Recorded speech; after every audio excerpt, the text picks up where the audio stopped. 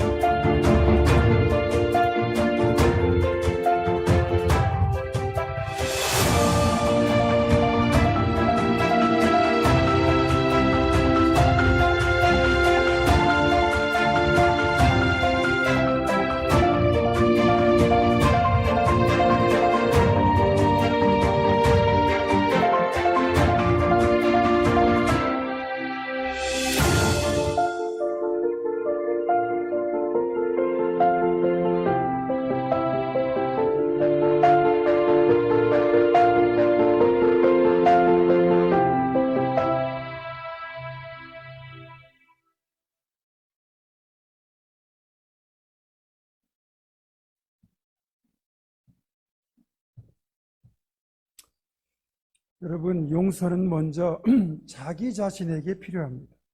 우리는 거룩하게 살지 못한 내 자신을 미워하고 스스로의 기대치에 미치지 못하는 자기 자신을 미워합니다. 그것이 자기의 자존감을 낮추고 자존심만 강하게 만드는 결과로 이어져서 스스로의 삶을 불행하게 만들고 자신을 계속해서 속박합니다. 아무리 못났어도 기대치에 못 미쳤어도 우리는 하나님의 존귀한 자녀입니다. 하나님이 우리를 귀하다 하시고 하나님이 우리를 지극히 사랑하시는데 왜 우리는 스스로를 경멸하며 자학하고 있습니까? 내가 날 사랑하지 않는데 누가 날 사랑하겠습니까? 여러분은 충분히 아름답고 넉넉히 소중하고 존귀한 존재입니다. 먼저 자신을 용서하고 스스로를 사랑할 수 있기를 바랍니다. 다음으로 그 용서는 다른 이를 향하여야 됩니다. 우리가 주님께서 가르치신 기도를 드릴 때 우리에게 죄 지은 자를 용서하여 준 것 같이 우리 죄를 용서해 주시고 이렇게 고백하지 않습니까? 십자가에서 주님 행하신 가장 큰 일은 죽을 죄를 지은 우리를 용서하는 것이었습니다. 십자가에서 주님이 그렇게 우리를 용서하셨기에 우리가 구원받은 것이고 죄의 속박에서 벗어나 자유롭게 된 것 아니겠습니까? 이번 사순절 기간에 우리 마음에 여전히 남아있는 누군가를 향한 미움, 서운함, 분노까지 다 십자가에 못 박고 십자가에서 주님이 보여주신 그 용서를 행하는 것입니다. 서운함이 쉽게 풀리지 않고 생각하기조차 싫은 사람일지라도 주님의 사랑으로 기꺼이 용서하면 어떨까요? 가장 복되고 뜻깊은 사순절이 되지 않을까요? 마지막으로 이번 사순절 기간에는 절제에 힘썼으면 좋겠습니다. 절제. 사전적인 의미는 정도를 넘지 않도록 알맞게 조절하여 제한함이라는 뜻입니다.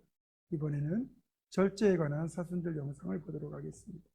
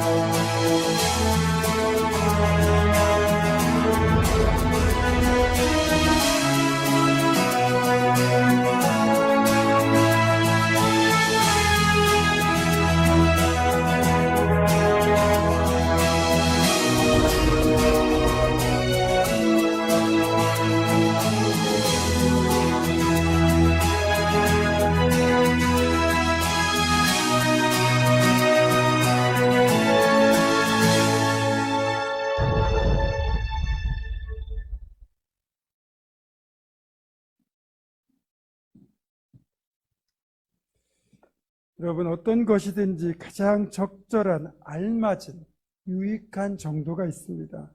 넘쳐도 안 되고 부족해서도 안 되고 딱 좋은 수준이 있죠. 절제는 바로 적절하고 알맞고 유익한 수준으로 내 삶을 재조정하는 것입니다. 바울사도는 분명히 말씀하셨습니다. 이기기를 다투는 자마다 모든 일에 절제한다. 고린도전서 9장 25절입니다. 이기기를 다투는 자마다 모든 일에 절제하나니 그들은 썩을 승리자의 관을 얻고자 하되 우리는 썩지 아니할 것을 얻고자 하노라. 중요한 경기를 앞두고 있는 선수는 승리를 얻고 메달을 따기 위해, 즉 썩어 없어질 승리자의 관을 위해 철저히 자신의 모든 것을 절제합니다. 하물며 그것과는 비교조차 할 수 없는 고귀한 하늘의 상, 썩지 아니할 영원한 면류관을 추구하고 있다면 더욱더 절제해야 된다. 그렇게 성경은 강조하고 있습니다. 이제 우리가 사순절 기간에 힘써야 될 절제는 먼저 나의 모든 욕망에 대한 절제입니다. 죄가 되는 욕망은 당연히 우리가 절제해야 되는 것이고, 죄가 되지 않는 욕망까지도 주님을 위해 절제하고자 힘써야 합니다. 그래서 여러분, 우리가 절제를 실천하기 위해서는 먼저 필요와 욕망을 구별할 수 있어야 됩니다. 그럼 필요와 욕망이 어떤 차이가 있느냐? 필요는 우리에게 꼭 있어야 될 정도를 말합니다. 그래서 필요를 채우는 것은 선한 것입니다. 따라서 절제는 이에 반해서 욕망은 필요를 넘어 그 이상을 지나치게 추구하는 것입니다. 따라서 절제는 필요 이상으로 추구하던 욕망을 줄여서 다시 필요한 만큼만 추구하는 것을 말합니다. 건강검진 결과표 여러분 받아보신 적 있죠?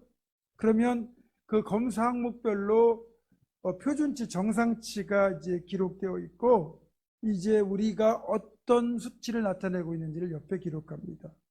만약에 정상치 범위 내에 들어가는 걸 필요라고 말한다면 정상치를 벗어나서 위험 신호가 나타나는 것, 이게 바로 욕망에 해당합니다. 욕망은 영혼과 몸을 다 죽게 만듭니다. 우리가 몸의 건강을 위해서 술이나 담배를 절제하고 잘못된 식습관을 고치고 또 열심히 운동을 하는 것처럼 우리의 영혼의 건강을 위해서도 욕망을 절제하는 것이 필요합니다. 그리고 그 절제를 지켜내는 것이 바로 경건에 힘쓰는 거죠. 사실 우리가 쾌락 자체를 추구하는 건 나쁜 게 아닙니다. 사실 쾌락은 하나님께서 우리에게 주신 선물 중에 하나입니다. 먹는 것, 마시는 것, 오락이나 스포츠 또는 성행위를 통해서도 우리는 하나님이 주신 쾌락을 누릴 수 있습니다. 여기까지가 필요입니다. 문제는 우리가 지켜야 될, 누려야 될 적정선을 넘어선다는 것입니다. 쾌락을 적절한 선에서 절제하지 못하고 쾌락에만 탐닉하게 되면 쾌락은 욕망이 되고 결국 우리는 그 욕망에 사로잡혀 욕망의 노예가 되고 맙니다. 이게 무슨 말일까요? 쾌락 자체는 하나님의 선물이지만 이것이 절제되지 못하고 욕망으로 바뀌게 되면 그것이 우리를 살리는 것이 아니라 우리를 죽이는 결과를 가져온다는 것입니다. 절제가 따르지 않는 욕망 추구를 다른 말로 중독이라고 해요. 중독은 사람을 파괴합니다. 그래서 식습관, 생활습관 등 다양한 분야에서 절제가 필요합니다. 다시 말하면 제가 앞에서 언급한 것처럼 절제는 우리의 삶과 영혼을 건강하게 유지할 수 있는 가장 적정한 선을 찾아내어 그 선을 지키는 것입니다. 그래서 하나님 우리의 욕망을 규제하시는 것, 즉 우리에게 절제를 요구하시는 것은 그것이 우리를 위하는 길이기 때문입니다. 우리 인간들은 혼자 스스로 두면 대부분 어리석은 결정을 내릴 때가 너무 많고 절제하지 못할 때가 많기 때문입니다. 여러분은 어떻습니까? 여러분은 신앙인으로서 절제해야 될 모든 것들, 먹는 것에 대한 절제, 습관에 대한 절제, 미디어에 대한 절제를 스스로 잘하고 계십니까? 오늘 본문 베드로전서 4장 13절은 이렇게 말씀합니다. 오히려 너희가 그리스도의 고난에 참여하는 것으로 즐거워하라. 이는 그의 영광을 나타내실 때에 너희로 즐거워하고 기뻐하게 하려 함이라. 아멘. 그렇습니다. 우리가 사순절 기간을 보내면서 용서와 절제를 통해 그리스도의 고난에 참여하는 것은 단지 그분의 고난을 경험하고자 하는 것이 아닙니다.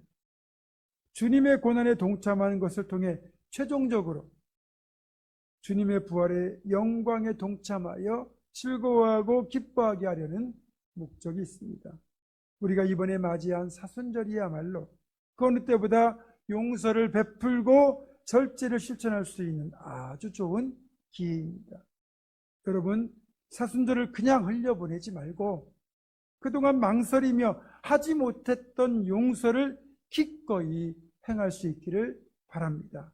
또 평소에 즐기던 것들 애써 절제하고 이를 통해 추가로 얻어지는 시간과 기회를 주님께 더 가까이 나아가는 예배와 말씀 묵상과 기도와 봉사로 채워야 합니다. 그러면 이 모든 용서와 절제, 선한 일에 힘쓰는 것들이 서로 상승작용을 일으켜서 영적으로 우리를 고양시키고 십자가를 향하여 더 가까이 나아가게 만들 것입니다. 또 하나님과의 사귐이 더 깊어지고 욕망까지 다스릴 수 있는 긍정적인 효과를 가져오게 됩니다. 말씀을 정리합니다.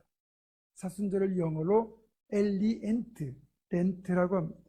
이는 봄을 뜻하는 라틴어 렌크텐에서 유래한 단어로 본래는 생명을 의미하는데 이걸 기독교적으로 해석하면 사순절 끝에 이어질 생명의 부활을 상징하는 겁니다. 따라서 지금 우리가 보내고 있는 사순절은 단지 고난의 시간이 아니라 부활을 진정한 기쁨으로 맞이하기 위한 준비의 시간이라고 할 수 있습니다. 모든 일이 다 그렇지만 준비가 철저할수록 기쁨은 더 커집니다. 2024년 사순절을 맞이하여 사랑하는 우리 성도 모두가 기꺼이 용서를 행하고 또 우리의 쾌락과 욕망을 절제하여 십자가로 더욱더 가까이 나가는 시간을 만들 수 있기를 주님의 이름으로 축원합니다. 기도하겠습니다. 2024년 사순절을 시작하며 이번 사순절에는 용서와 절제, 선한 실천을 통해 더욱더 십자가로 가까이 나아가서 부활을 온전한 기쁨으로 맞이하는 우리 모두가 될 수 있게 하여 주시옵소서. 주 예수 그리스도의 이름으로 기도드립니다. 아멘.